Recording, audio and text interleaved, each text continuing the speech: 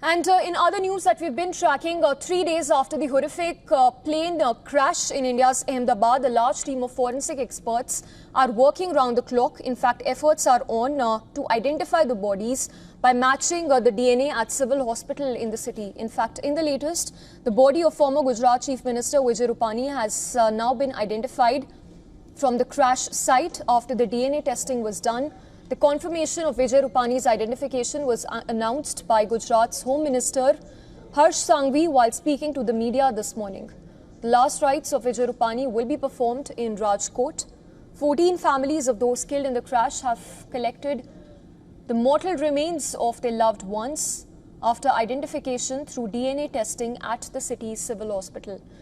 We are also getting news that DNA of 86 victims so far has been successfully matched with their relatives. Government, meanwhile, has expedited the process of DNA matching to identify the victims and help families find closure. So far, 22 death certificates have been issued and handed over the bodies to their families. Blood samples from over 248 relatives have been collected, bringing the official death toll to 270. 230 teams were formed with all the families in the 22 districts where related deaths have taken place, where the families reside. Contacts of all the victims were taken, and from today the work of handing over the dead bodies to all has begun.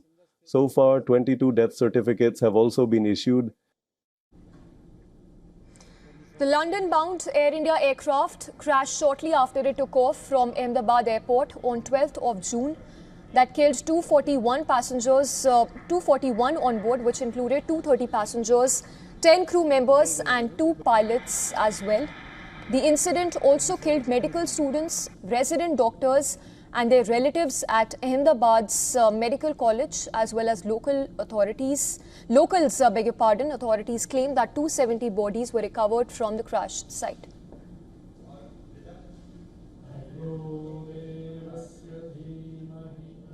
In London, dozens from the British Indian community gathered at a Hindu temple to mourn the victims.